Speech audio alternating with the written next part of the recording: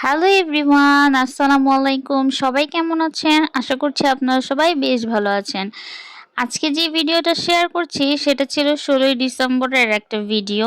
তো একটু ব্যস্ততা ছিল তাই ব্লগটা এডিট করা হয় নাই আর ব্লগটাও ছাড়া হয় নাই। তো আজকে যেহেতু একটু ফ্রি হলাম তাই ব্লগটা এডিট করে আপনাদের সাথে শেয়ার করছি।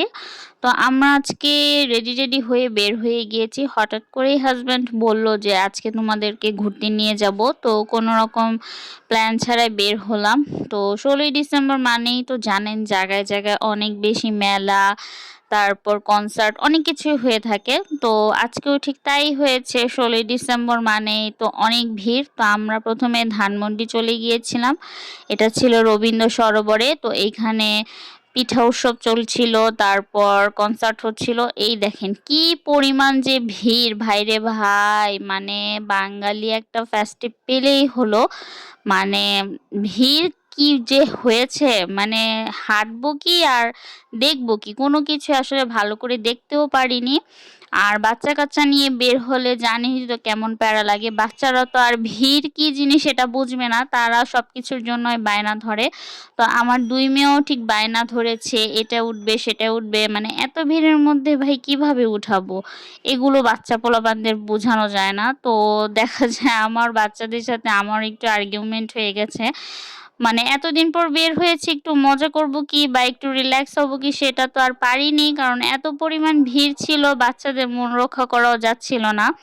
তো অনেক বুঝিয়ে টুঝিয়ে এখানে একটু বোটে এসে উঠলাম। এইখানেও ভাই অনেক ভিড় ছিল। মানে এমনি সময় তো ধানমন্ডির এই লেকের এই বোটগুলো এভাবেই পড়ে থাকে, কিন্তু আজকে যেহেতু অকেশন ছিল তো এইখানেও অনেক লাইন ধরে এই বোটটা অনেক কষ্টে আমরা পেয়েছি। তো বোটে উঠে আমার মেয়ে তো খুব খুশি হয়ে গেছে, কিন্তু পিচ্চিটা তো খুব জ্বালিয়েছে। পিচ্চিটা বারে বারে শুধু পানির দিকে নামতে চাচ্ছিল।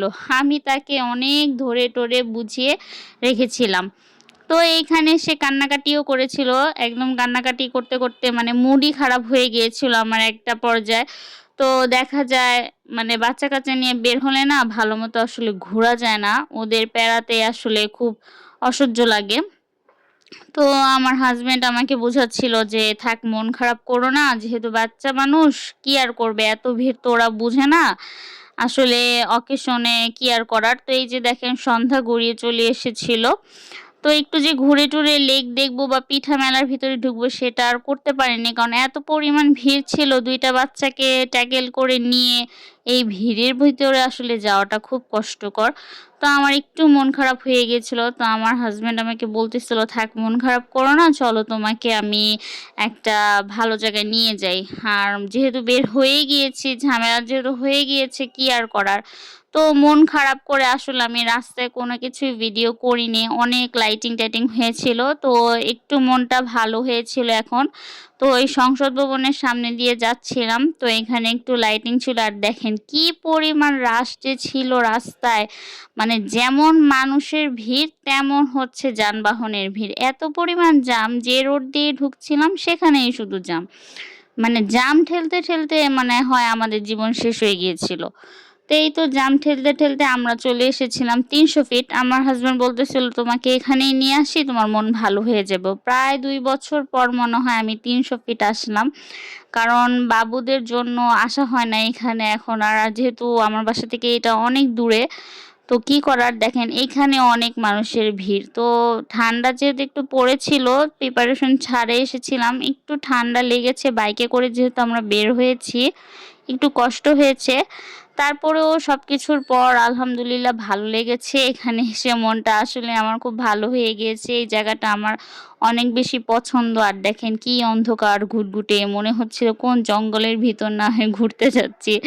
তো যেহেতু এখানে যারা এসেছেন তারা জানেন যে এই রাস্তাগুলো এমনই থাকে, কিন্তু যেখানে এই মানে খাবার-দাবারগুলো বিক্রি করে সেখানে কিন্তু কোনো ভয় নেই। সেখানে মানুষ আর মানুষ। আর দেখেন আমাদের পৌঁছাতে অলমোস্ট ৮টা বেজে গিয়েছিল। আর ৮টা বাজেও দেখেন কত মানুষ। যেহেতু আজকে অকেশন, ভিড় তো হবেই।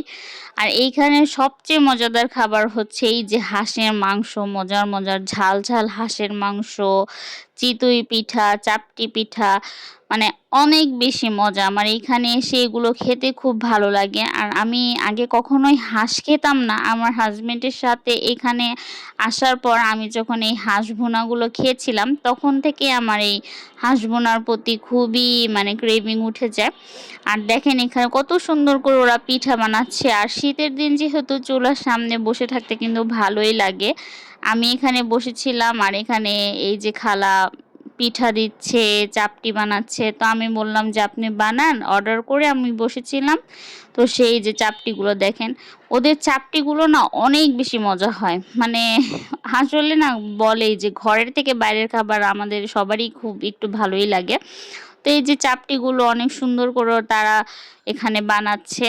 আর এই হাঁসের মাংসের সাথে এই চাপটি পিঠা অনেক বেশি মজা লাগে। তো আমরা এখানে চাপটি খেয়েছিলাম, হাঁসের মাংস নিয়েছিলাম, আবার এখানে রুমালি রুটি ছিল। তো ওইগুলো আসলে আর ভিডিও করা হয়নি, যেহেতু বাচ্চা নিয়ে বের হয়েছি, সবকিছু ভিডিও করা পসিবল হয় না। তো রুমালি রুটিটাও অনেক বেশি মজা ছিল। আমি ফার্স্ট টাইম আজকে রুমালি রুটিটা ট্রাই করেছি। অনেক দেখেছি কিন্তু কখনো খাইনি। তো আজকে ভাবলাম যে খেয়ে দেখি কেমন। তো ভালোই লেগেছে। তো এখানে পিঠাটাও নিয়েছিলাম। আমার মেয়ে তো চাপটি খাবে না, তো ওর জন্য একটা চিতই পিঠা নিয়েছিলাম। আর এখানে মজাদার ভাপা পিঠাও দেখলাম এইবার বানাচ্ছিল। তো একটা ভাপা পিঠাও আমি নিয়েছিলাম, গুড় বেশি দিয়ে নারিকেল দিয়ে ওরা ভাপা পিঠাটাও মানে এখানে বিক্রি করে। তো ভালোই লাগে আসলে সবাই মিলে এখানে এসে, অনেক ফ্যামিলি ফ্রেন্ডসরা সবাই মিলে এখানে আসে, এসে এই এত দূর এসে এই মজাদার চাপটি, হাঁসের মাংস এগুলোই আসলে খেতে মানে আসে এত দূর কষ্ট করে। তো যারা গিয়েছেন তারা তো জানেন যে এখানের খাবারগুলো খুব মজার। আর যারা এখনো যাননি ট্রাই করবেন এখানে যে এই মজাদার খাবারগুলো খাওয়ার জন্য। তো খাওয়া দাওয়া শেষ করে মুডটা একটু ভালো করে, আজকে আমরা তেমন একটা ছবি তুলিও নেই, তো একটু এই যে ভিডিও করছিলাম আমার বরের সাথে। আমার বর বলল যে তোমার মনটা ভালো হয়েছে কিনা, আর আমার মেয়েও বলতেছিল মা সরি জ্বালানোর জন্য।